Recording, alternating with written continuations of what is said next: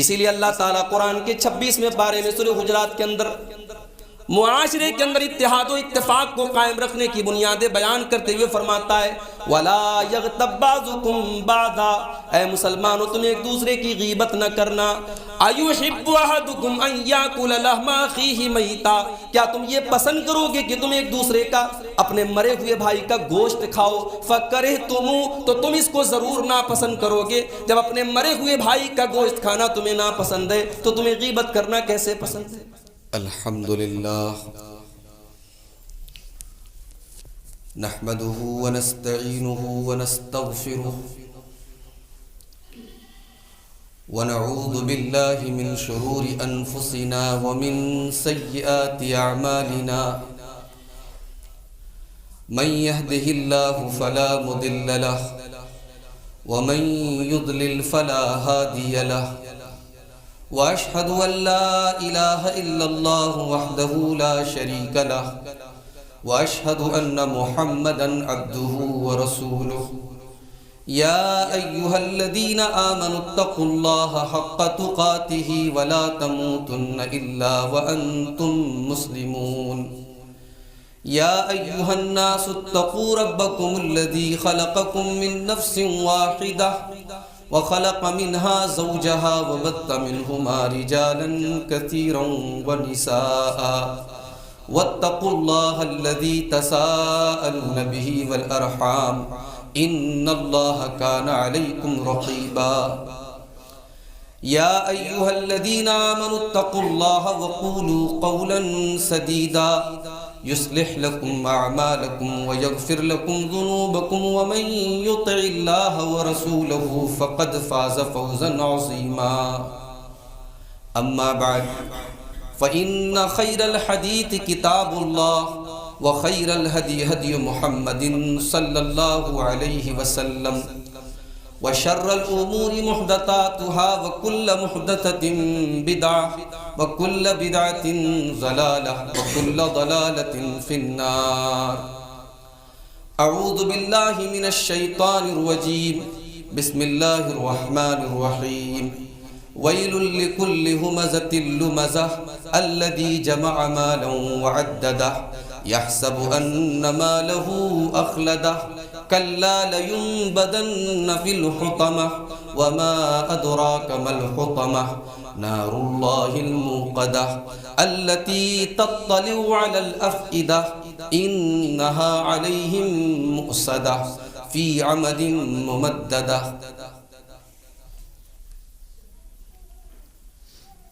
خطبہ مسنونہ کے بعد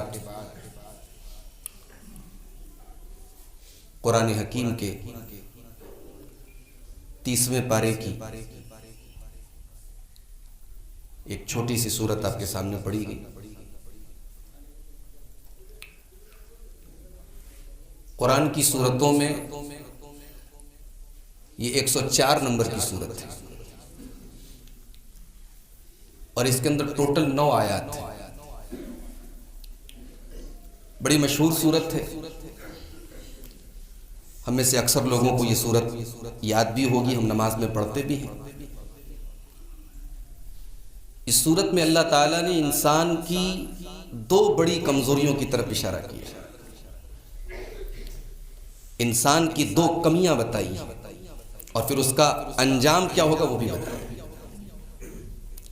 تو آج کے خطبہ جمعہ میں ہم اس سورت کریمہ پر غور کریں گے۔ آئیے پہلے ترجمہ دیکھ لیتے ہیں۔ وَيْلٌ لِكُلِّ هُمَزَةٍ لُمَزَةٍ، بربادی ہے ہر عیب بیان کرنے والے کے لیے، نکتہ چینی کرنے والے کے لیے، غیبت کرنے والے کے لیے۔ الَّذِي جَمَعَ مَالًا وَعَدَّدَهُ، جو مال کو جمع کرتا ہے، اکٹھا کرتا ہے اور اسے گن گن کر رکھتا ہے۔ یحسب ان مالہ اخلدا، اور یہ سمجھتا ہے کہ اس کا مال اس کو ہمیشگی عطا کر دے گا، اپنے مال کی وجہ سے وہ ہمیشہ زندہ رہے گا۔ کلا، ایسا ہرگز نہیں۔ لَيُنبَذَنَّ فِي الْحُطَمَةِ، اس کو ضرور پھینک دیا جائے گا حطمہ کے اندر۔ حطمہ مینس ایسی جگہ ایسی چیز جو انسان کو توڑ پھوڑ دے. عربی میں حتم یحتم کے معنی توڑ دینا، کوٹ دینا، پیٹ دینا. تو اس کو ایسی جگہ پھینک دیا جائے گا جہاں اس کی کٹائی ہوگی، اس کو توڑ دیا جائے گا، اس کو روک دیا جائے گا، اس کو ختم کر دیا جائے گا. وما ادراک ما الحطمہ، اور تم کیا جانو کہ حطمہ کیا ہے؟ نار اللہ الموقدہ، یہ اللہ کی آگ ہے جسے سلگایا گیا ہے، جسے بھڑکایا گیا ہے. التی تطلع علی الافئدہ، اور یہ آگ ایسی ہے جو انسان کے دل تک پہنچ جائے گی. انہا علیہم موصدہ، اور یہ آگ چاروں طرف سے بند رہے گی، پیک رہے گی. فی عمد ممددہ، اور یہ آگ جہاں لگی ہوگی وہاں لمبے لمبے دروازے ہوں گے یا لمبے چوڑے ستون. آیت کریمہ کا پہلا لفظ ہے ویل. قرآن کی 2 سورتیں ہیں جو ویل سے شروع ہوتی ہیں. ایک یہ ہے سورہ ہمزہ، ویل لکل ہمزۃ لمزہ، اور ایک دوسری سورت ہے سورہ مطففین، وہ بھی 30ویں پارے میں، ویل للمطففین، ناپ تول میں کمی کرنے والوں کے لیے بربادی. ویل کے معنی کیا ہوتا ہے؟ ویل عربی زبان میں کسی کو دھمکی دینے کے لیے، کسی کو اس کا انجام بتانے کے لیے ویل کا لفظ آتا ہے. اب ظاہر ہے کہ دھمکی کوئی پاورفل، کوئی طاقتور انسان اپنے سے کمزور کو ہی دے گا. کہے گا کہ اگر تو نے فلاں کام کیا تو تیرا انجام بڑا بھیانک ہوگا. ایسا لوگ بولتے، دھمکی دیتے ہیں. ایک کمزور کو کوئی طاقتور دھمکی دے تو کمزور بیچارہ پریشان ہو جاتا ہے. یہاں اللہ دھمکی دے رہا ہے، اللہ اکبر. یہاں رب کائنات دھمکی دے رہا ہے، وعید کر رہا ہے. ویل لکل ہمزۃ لمزہ، بربادی ہے، ویل ہے، تباہی ہے. اور ویل کی ایک تفسیر یہ بھی کی گئی کہ جہنم کی ایک وادی ہے ویل. ویل لکل ہمزۃ لمزہ، ویل ہے، تباہی ہے، بربادی ہے، جہنم ہے، بھیانک انجام ہے، برا انجام ہے ہر ہومزہ کے لیے اور لومزہ کے لیے. علماء کہتے ہیں کہ ہومزہ اور لومزہ کے بیچ میں ایک باریک سا فرق ہے. دونوں ایک چیز میں تو کامن ہے. ہومزہ کے معنی بھی عیب جوئی کرنا، غیبت کرنا، برائی کرنا، لومزہ کے معنی بھی، لیکن دونوں میں باریک سا فرق ہے. ہومزہ کا مطلب ہوتا ہے اپنی ایکٹیویٹی سے کسی کی برائی کرنا، اشارے سے کسی کی برائی کرنا، ناک اور منہ بنا کر کے کسی کی برائی کرنا. اور لومزہ زبان سے کسی کی برائی کرنا. اور ایک قول یہ ہے اس لفظ کے بارے میں کہ ہومزہ کہتے ہیں کسی کے سامنے اس کی برائی کرنا، اور لومزہ کہتے ہیں کسی کی پیٹھ پیچھے اس کی برائی کرنا. تو غیبت، چغلی، بہتان، تہمت، عیب جوئی، نکتہ چینی، یہ تمام کی تمام چیزیں ان دونوں الفاظ کے اندر آ گئی. ویل لکل ہمزۃ لمزہ. قرآن میں 2 ہی صورتیں ویل سے شروع ہیں، اور ایک کا تعلق لوگوں کے مال ہڑپنے سے ہے اور دوسرے کا تعلق لوگوں کی آبرو پر حملہ کرنے سے. اللہ کی نظر میں ایک مومن کی آبرو، ایک مومن کی عزت بہت بڑی چیز ہے.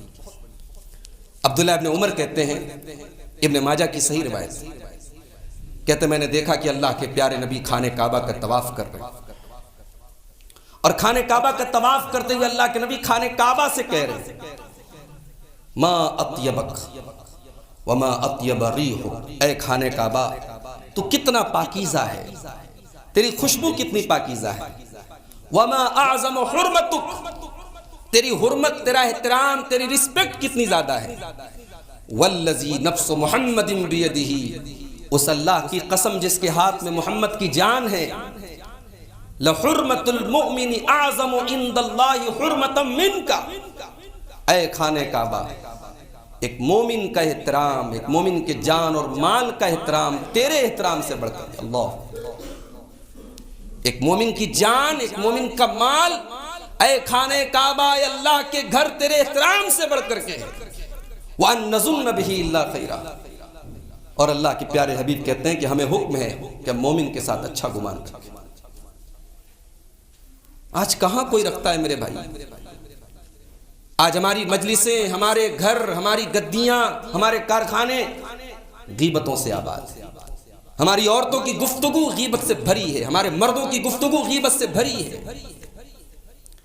قرآن کریم کی یہ دوسری صورت ہے جو ویل سے شروع ہوتی ہے، اور اس میں کہا گیا کہ ہر غیبت کرنے والے کے لیے بربادی ہے۔ اللہ کے پیارے نبی نے صحابہ سے پوچھا، صحیح مسلم کی روایت ہے، غیبت کیا ہے؟ غیبت ایک عام لفظ تھا عربی زبان میں، سب لوگ جانتے تھے، مگر صحابہ کو اپنی حد پتہ تھی۔ نبی پوچھ رہے ہیں تو صحابہ سمجھ گئے کہ اب غیبت کا کوئی الگ ہو سکتا ہے معنی ہو، تو صحابہ کہتے ہیں اللہ اور اس کے رسول زیادہ بہتر جانتے ہیں۔ ہمارے یہاں لوگوں کو اپنی حد نہیں پتہ ہے۔ عالم بیٹھا ہے، عالم کے سامنے جاہل فتویٰ دیتا ہے، یہ ہمارے عام رواج ہے۔ ہمارے ہاں 4 کتابیں جس نے پڑھ لی وہ علامہ سے کم اپنے آپ کو نہیں سمجھتا۔ علماء بیٹھے ہوں، علماء سے مسئلہ پوچھا جائے کہ یہ چیز جائز ہے کہ ناجائز ہے، علماء کی زبان کانپ جائے، علماء اپنی زبانوں کو روک لیں، ایک جاہل کھڑا ہو کے کہتا ہاں ناجائز ہے میاں، ہاں میں جائز ہے میاں۔ یہ اپنی حد اور اپنی اوقات نہ سمجھنے کا نتیجہ ہے۔ انسان کو ہمیشہ اپنی حد میں رہنا چاہیے۔ کسی چیز کو حلال کہنا، کسی چیز کو حرام کہنا، یہ شریعت کے اندر بولنا ہے، اور شریعت کے اندر بولنا یہ بڑی ہمت کی بات ہے، بڑی جرأت کی بات ہے۔ بڑے بڑے علماء کانپتے ہیں، ہمارے عام لوگوں کے پاس یہ تمیز نہیں ہے، یہ تہذیب نہیں ہے۔ صحابہ نے پوچھا، اللہ کے رسول نے پوچھا مل غیبہ، غیبت کیا ہے؟ ہم اور آپ ہوتے تو پھٹ سے ٹپک پڑتے، ہاں غیبت تو بڑی مشہور چیز ہے، کسی کی برائی کرنا، کسی کا عیب بیان کرنا۔ صحابہ کرام کے اندر یہ خاص بات تھی، ان کو اپنی حد پتہ تھی۔ کہنے لگے اللہ و رسولہ عالم، اللہ زیادہ جانتا ہے، رسول زیادہ جانتے ہیں۔ آپ نے فرمایا ذکر کا آخا کا بما یکرہ، اپنے بھائی کا ایسا ذکر کرنا جو اس کو برا لگے، اپنے مسلمان بھائی کا ایسا تذکرہ کرنا، ایسا ذکر کرنا جو اس کو برا لگے، یہی غیبت ہے۔ صحابہ نے کہا اللہ کے نبی، اگر ہم اپنے بھائی کی جو برائی بیان کر رہے ہیں، اگر وہ برائی اس کے اندر موجود ہے تب بھی کیا وہ غیبت ہے؟ آپ نے فرمایا تبھی تو وہ غیبت ہے۔ اگر وہ برائی اس کے اندر موجود نہیں ہے اور تم اس کی برائی بیان کر رہے ہو، فقط بہتا، تو تم نے غیبت سے بھی ایک قدم آگے بڑھ کر کے بہتان لگایا ہے، جو اس سے بھی بڑا گناہ ہے۔ غیبت سے بڑھ کر کے گناہ ہے بہتان۔ اسی لیے اللہ تعالیٰ قرآن کے 26ویں پارے میں سورہ حجرات کے اندر معاشرے کے اندر اتحاد و اتفاق کو قائم رکھنے کی بنیادیں بیان کرتے ہوئے فرماتا ہے وَلَا يَغْتَبْ بَعْضُكُمْ بَعْضًا، اے مسلمانوں تم ایک دوسرے کی غیبت نہ کرنا۔ أَيُحِبُّ أَحَدُكُمْ أَن يَأْكُلَ لَحْمَ أَخِيهِ مَيْتًا، کیا تم یہ پسند کرو گے کہ تم ایک دوسرے کا، اپنے مرے ہوئے بھائی کا گوشت کھاؤ؟ فَكَرِهْتُمُوهُ، تو تم اس کو ضرور ناپسند کرو گے۔ جب اپنے مرے ہوئے بھائی کا گوشت کھانا تمہیں ناپسند ہے تو تمہیں غیبت کرنا کیسے پسند ہے؟ ابو داؤد کی حدیث ہے، اللہ کے پیارے نبی فرماتے ہیں لما اُرِجَ بِی، جب میں سفر معراج پر گیا، مررت بقوم لهم اسفار من نحاس، میرا گزر ایسے لوگوں کے پاس سے ہوا جن کے ناخن تانبے کے تھے، یخمشون بها وجوہهم وصدورهم، اور اپنے تانبے کے ناخنوں سے وہ اپنے چہروں کو اور اپنے سینے کو نوچ رہے تھے، اپنے سینے کو نوچ رہے تھے، اپنے چہروں کو نوچ رہے تھے۔ میں نے پوچھا ہے جبریل یہ کون لوگ ہیں؟ فرمایا ہؤلاء الذین یقعون فی اعراض الناس، اے اللہ کے نبی یہ وہ لوگ ہیں جو لوگوں کی آبرو پر حملہ کرتے تھے، ویاکلون لحوم الناس، یہ لوگوں کا گوشت کھاتے تھے، لوگوں کی غیبت کرتے تھے۔ ویل لکل ہمزۃ لمزہ، بربادی ہے اس انسان کے لیے جس کا مشغلہ یہ ہو جائے، جو شہد کی مکھی کی طرح نہ ہو، جو پھولوں سے رس نچوڑتی ہے، جو مکھی کی طرح بن جائے، جو ہمیشہ گندگی پر بیٹھتی ہے، جو ہو مزہ بن جائے، جو لو مزہ بن جائے۔ اچھا اب جو دوسروں کی آبرو پر حملہ کرتا ہے، اللہ بھی اس کے اوپر ایک عذاب ڈال دیتا ہے، اللہ اسے بخیل بنا دیتا ہے۔ مال ہے اس کے پاس، مگر ہمیشہ یہ خوف ہے کہ مال ختم نہ ہو جائے۔ الذی جمع مالا وعددا، یہ ہو مزہ کون ہے، یہ لو مزہ کون ہے؟ یہ وہ انسان ہے جو مال کو جمع کرتا اور اسے گن گن کر رکھتا ہے، مال کے ختم ہونے کا ڈر۔ دیکھو مال کی محبت ایک تو نیچرل ہوتی ہے، سب کے اندر ہے۔ کوئی یہ کہتا ہے مجھے مال سے محبت نہیں، جھوٹ بول رہا ہے۔ مال سے محبت فطری ہے، سب کے اندر ہے، لیکن مال کی محبت لمٹ سے زیادہ ہو جائے، مال کی محبت اتنی زیادہ ہو جائے کہ آدمی اللہ کو بھول جائے، یہ غلط ہے۔ ورنہ مال تو بڑی ضروری چیز ہے، بھائی انسان اگر مالدار ہے تو یہ خراب بات نہیں، بڑی اچھی چیز ہے، مالدار ہونا چاہیے آدمی۔ ایک واقعہ یاد آیا، حضرت عمرو بن عاص رضی اللہ تعالیٰ نے جب اسلام لائے، پہلے تو بڑے کٹر دشمن تھے اسلام کے، اسلام لائے تو بڑے بہادر بھی تھے یہ، اور اللہ کے نبی کی ایک عادت تھی کہ جو جس کام کا اہل ہوتا تھا اللہ کے نبی اس کو وہ کام سونپتے۔ نبی کے زندگی میں مصلی پر نماز پڑھانے کی اہلیت ابو بکر رکھتے، تو یہ کام اللہ کے نبی نے ابو بکر کو، اور کسی کو ڈرانے دھمکانے کی نوبت آتی تھی تو حضرت عمر کا اپنی تلوار کے دستے پر ہاتھ رکھ لینا کافی ہوتا تھا، وہاں اللہ کے نبی حضرت عمر کو اشارہ کرتے تھے۔ عمر کا اپنا کام تھا، ابو بکر کا اپنا کام تھا۔ تو اللہ کے نبی کے اندر یہ بہت بڑی صلاحیت ہے، کس سے کون سا کام لینا ہے۔ سماج کے اندر 10 طریقے کے لوگ ہیں، 10 ٹیلنٹ ہیں، 10 صلاحیتیں ہیں۔ ہر آدمی نماز نہیں پڑھا سکتا، ہر آدمی قاری نہیں بن سکتا، ہر آدمی حافظ نہیں بن سکتا، ہر آدمی مسجد میں جھاڑو نہیں لگا سکتا۔ تو جو جس کام کا اہل ہو اس کو وہ کام سونپا جائے، یہ بہت بڑا ٹیلنٹ ہے، اور اللہ تعالیٰ نے اپنے نبی کو یہ ٹیلنٹ دیا۔ حضرت عمرو بن عاص بہت بڑے جرنیل تھے، کمانڈر تھے، لڑنے کی صلاحیت تھی، اسلام لے آئے۔ اللہ کے نبی نے کہا عمرو بن عاص میں تمہیں فلاں لشکر کا امیر بنا رہا ہوں، تمہیں جانا ہے، لشکر کے ساتھ مقابلہ کرنا ہے، اور مجھے امید ہے کہ اللہ تعالیٰ تم کو سلامت رکھے گا اور تم ڈھیر سارا مال غنیمت لے کر کے آؤ گے، تمہیں بہت سارا مال ملے گا۔ حضرت عمرو بن عاص نے جواب دیا، اے اللہ کے نبی میں نے اس لیے اسلام قبول نہیں کیا ہے کہ میں مال کماؤں، انما لم ارد بالاسلام، اے اللہ کے نبی میں نے اسلام کے ذریعے مال کمانے کا ارادہ نہیں کیا ہے، میں نے تو اس لیے اسلام قبول کیا ہے کہ میں آپ کا ساتھ دوں، میں اللہ کی راہ میں جہاد کروں، میں آپ کے ساتھ رہوں، مال کمانا میرا مقصد نہیں۔ تو پیارے نبی نے اس موقع پر بڑی پیاری بات ارشاد فرمائی۔ اللہ کے پیارے نبی صلی اللہ علیہ وسلم فرمایا، نعما یا عمرو نعما بالمال الصالح للرجل الصالح، اے عمرو بن عاص ایک بات یاد رکھو، مال اگر صحیح ہے اور آدمی صحیح ہے تو بہت اچھی بات ہے۔ یہ بڑا پیارا جملہ ہے، اس کو نوٹ کر لو، نعما بالمال الصالح للرجل الصالح، مال اگر صحیح ہے اور آدمی اگر صحیح ہے تو بہت اچھی بات ہے۔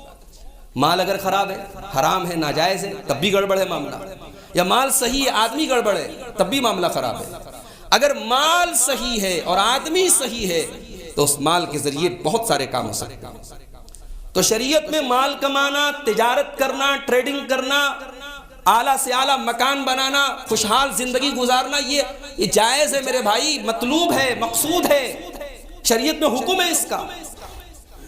بلکہ اگر ایک تجارت کرنے والا تاجر سچا اور ایماندار ہے، اللہ کے پیارے نبی فرماتے ہیں، ترمذی کی روایت ہے، علامہ البانی نے صحیح قرار دیا، التاجر الصدوق الامین مع النبیین والصدیقین والشہداء والصالحین، سچا اور ایماندار تاجر نبیوں کے ساتھ رہے گا، صدیقین کے ساتھ رہے گا، شہداء کے ساتھ رہے گا۔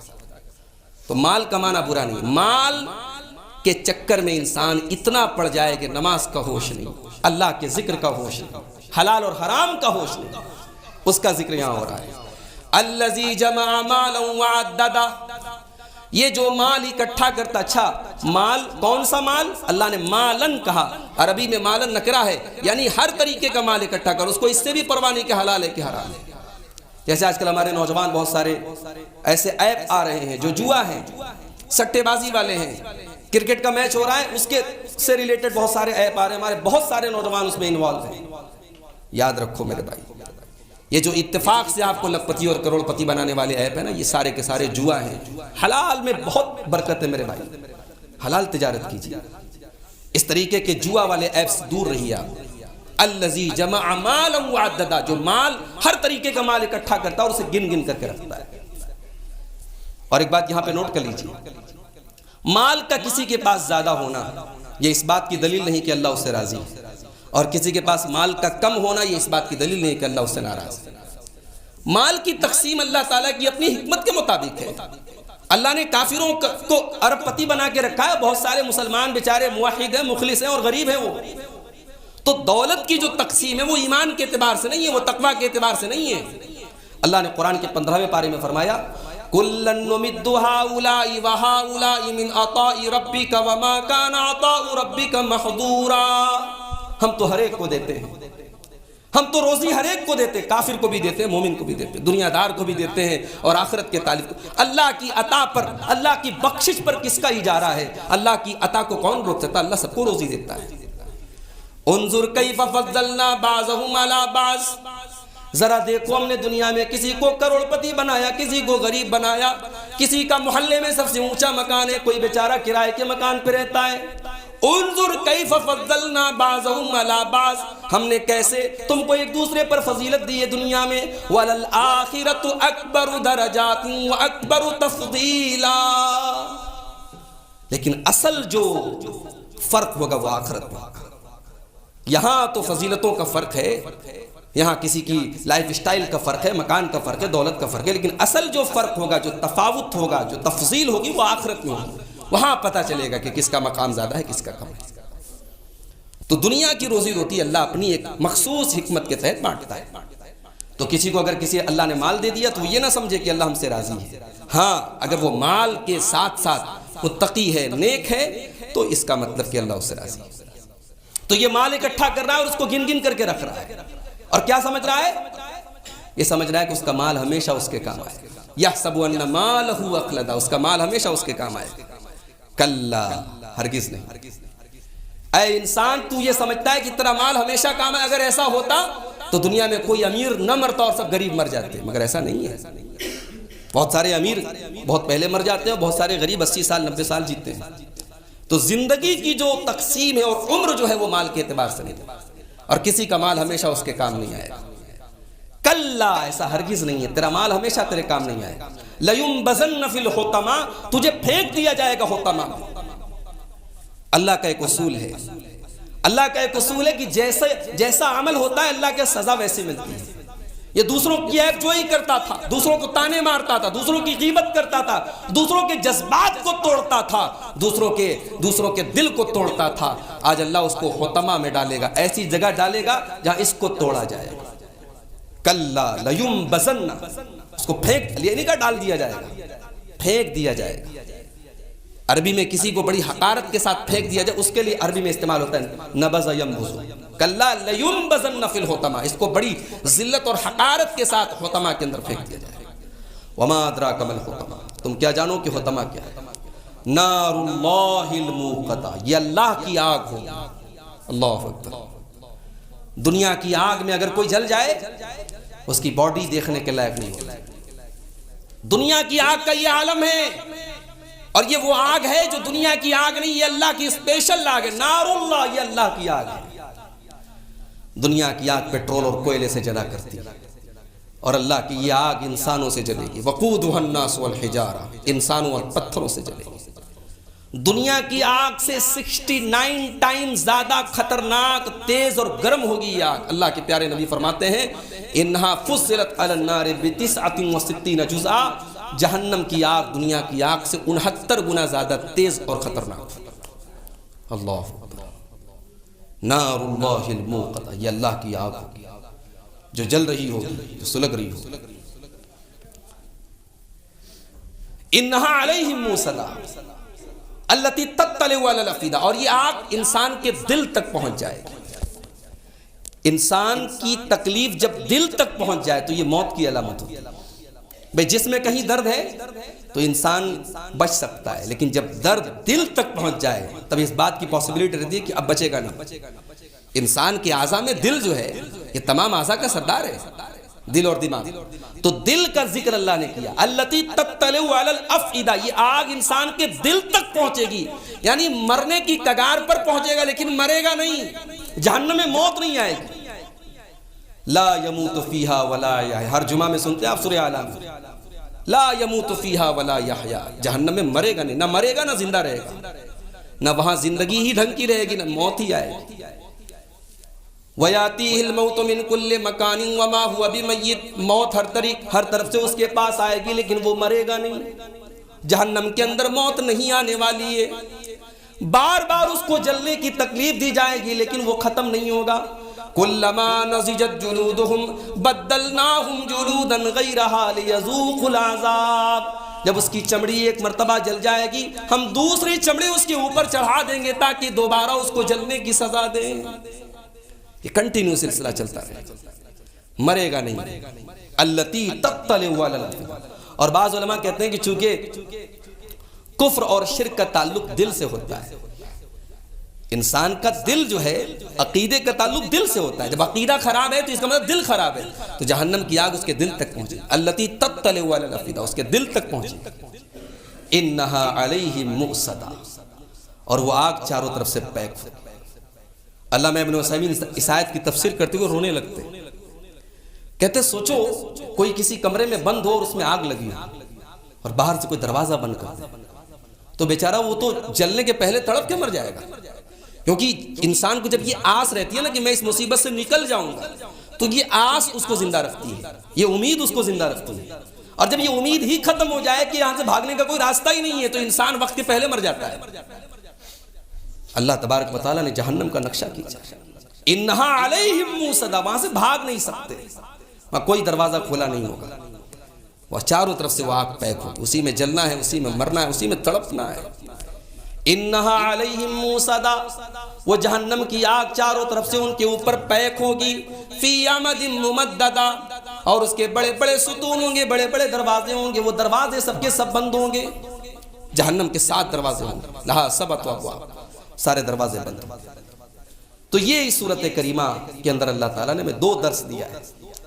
ایک تو یہ کہ ہم اپنی زبان سے، اپنی ایکٹیویٹی سے کسی کی عیب جوئی نہ کریں، حفاظت کریں. بعض سلف کہتے ہیں، امام بخاری کے بارے میں نے پڑھا، امام بخاری کہتے تھے میں نے کبھی کسی کی غیبت نہیں کی. یہ وہ شخص کہہ رہا ہے، امام بخاری کا جو میدان ہے علم حدیث ہے. بھئی علم حدیث میں تو غیبت کرنی پڑے گی نا. بھئی حدیث ہم پڑھا رہے ہیں، حدیث کا درس دے رہے ہیں، حدیث روایت کر رہے ہیں. اب کسی راوی کی حدیث آئی اور راوی گڑبڑ ہے، شرابی ہے، زانی ہے، جھوٹا ہے، تو ہمیں تو کہنا پڑے گا نا جھوٹ بول رہا ہے وہ. امام بخاری حدیث کے میدان کے آدمی ہو کے کہتے ہیں میں نے آج تک کبھی کسی کی غیبت نہیں کی. تو علماء کہتے ہیں کہ یہ بہت بڑی بات تھی. امام بخاری کی یہ خاص بات تھی کہ جب وہ کسی راوی پر کمنٹ کرتے ہیں تو نیگیٹو کمنٹ بھی بڑے ہلکے انداز میں کرتے ہیں. امام بخاری کسی راوی کے بارے میں اگر نیگیٹو کمنٹ کرتے ہیں یہ راوی صحیح نہیں ہے، تو امام بخاری کے جو الفاظ ہوتے ہیں بڑے سافٹ ہوتے ہیں. مثال کے طور پر امام بخاری کہتے ہیں فیہ نظر، یہ جو راوی ہے نا اس کی روایت کو تھوڑا سوچ سمجھ کے لینا، اس کی روایت تھوڑا غور کر کے لینا. بس امام بخاری کا اتنا کہہ دینا ہے، باقی محدثین الرٹ ہو جاتے ہیں، اچھا یہ راوی گڑبڑ ہے، اس کی حدیث نہیں لینا ہے. یہ امام بخاری. تو امام بخاری کہا کرتے تھے کہ مجھے اس بات کی امید ہے کہ اللہ تعالیٰ کے ہاں غیبت پر میری پکڑ نہیں ہو. میرے بھائیوں، کیا یہ ہم کہہ سکتے ہیں؟ آج ہمیں اور آپ کو اس صورت کریمہ کی روشنی میں غور کرنا پڑے گا. کہیں ہم ہومزہ اور لومزہ میں تو نہیں ہیں. پھر دوسرا درس یہ دیا گیا کہ مال کو کماؤ، لیکن مال کے بارے میں کبھی یہ مت سمجھو کہ یہ ہمیشہ تمہارے کام ہے. یہ مال آج ہے کل نہیں رہے گا، اور ہم نے جو مال کمایا ہے وہ ہمارے بعد دوسروں کا ہو جائے گا. اللہ کے نبی فرماتے ہیں، صحیح مسلم کی روایت ہے، آدم کا بیٹا کہتا ہے میرا مال میرا مال وَلَيْسَ مِن مَالِهِ إِلَّا ثَلَاث، لیکن اس کا مال تو بس 3 طریقے کا ہوتا ہے. ایک تو وہ ہے جو کھا کے ختم کر دیا، ایک وہ ہے جو پہن کے پرانا کر دیا، اور ایک وہ ہے جو اللہ کی راہ میں صدقہ کر کے آگے بڑھا دیا. بس یہی 3 مال ہے. کھا کے ختم کر دیا، پہن کے پرانا کر دیا، اور صدقہ کر کے آگے بڑھا دیا. اس کے علاوہ جو ہے سب لوگوں کے لیے چھوڑ کے جانا ہے. یہ زمین، یہ جائیداد، یہ مکان، یہ دولت، یہ بینک، یہ سب کچھ چھوڑ کے جانا ہے میرے بھائی، کچھ لے کے نہیں جانا ہے. تو مال کے تعلق سے یہ تصور یحسب ان مالہ اخلدہ، کہ مال ہمیشہ کام آئے گا، یہ جہنم میں لے کے جانے والا ہے. اس لیے اپنے مال کے ذریعے آخرت کی تیاری کو اللہ سے دعا ہے رب العالمین ہمیں اس صورت کریمہ کے اندر جو درس دیا گیا ہے اس پر غور کرنے کی اور اس پر عمل کرنے کی توفیق عطا فرمائے. اللہ ہم سب کو غیبت اور چغلی سے محفوظ رکھے. اللہ ایک دوسرے کی عزت و آبرو کے تعلق سے جو شریعت کی تعلیم ہے اس پر عمل کرنے کی توفیق عطا فرمائے. رب العالمین ہمیں اپنے آپ کو اور اپنے گھر والوں کو جہنم کی اس خطرناک آگ سے بچنے کی اور اپنے گھر والوں کو بچانے کی توفیق عطا فرمائے. جو ہم میں سے بیمار ہیں اللہ ان کا شفا کامل عاجل عطا فرمائے. جو روزی روٹی سے پریشان ہیں اللہ ان کے کاروبار میں برکت نصیب فرمائے. اللہ ہم سب کو ہر قسم کے شر سے محفوظ رکھے، جب تک دنیا میں زندہ رکھے، اسلام پر زندہ رکھے، اور خاتمہ ہم سب کا ایمان پر ہو. آمین. وآخر دعوانا الحمدللہ.